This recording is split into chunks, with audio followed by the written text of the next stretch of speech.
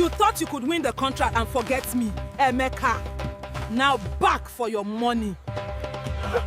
My neighbor gave me food after I won a 50 million naira contract.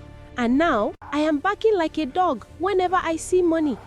My name is Emeka, and I am writing this from a place where shadows grow longer than the trees.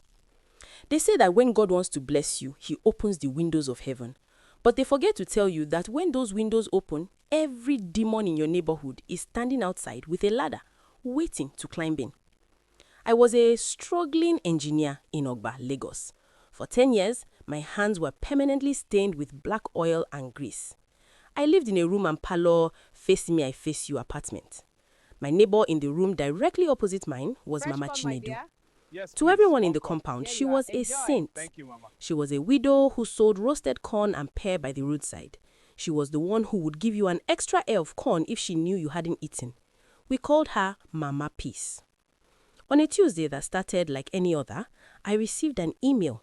It was from a multinational logistics firm. N35 million? I had bid Yes, for a this is contract real, to I'm rich. maintain their I can't entire believe it. fleet of Woo! 200 trucks. I thought I stood no chance, but there it was, contract awarded. The mobilization fee hit my account 2 hours later, 35 million naira. I didn't just scream, I fell to the ground. I rolled in the dust of our shared compound, shouting, Ebenezer, God has done it. The neighbors came out.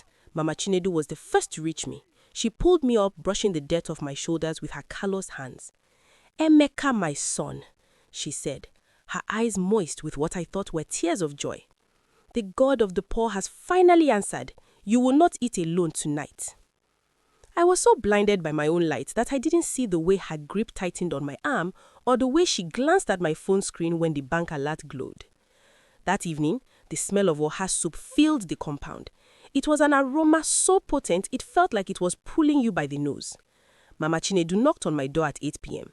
She was carrying a tray with a steaming bowl of pounded yam and soup so rich with dried fish and komo that it looks like a king's feast. I spent my last savings to buy this meat, Emeka, I said, placing the tray on my small table. You are like a son to me. When you move to your mansion in Lekki, don't forget the old woman who fed you. I felt a surge of guilt. I promised her everything, a new shop, a car, a house in the village. I washed my hands and dug in. The soup was divine, but there was a strange, metallic aftertaste, like copper or blood. I ignored it. I was a big boy now. I ate until the bowl was scraped clean.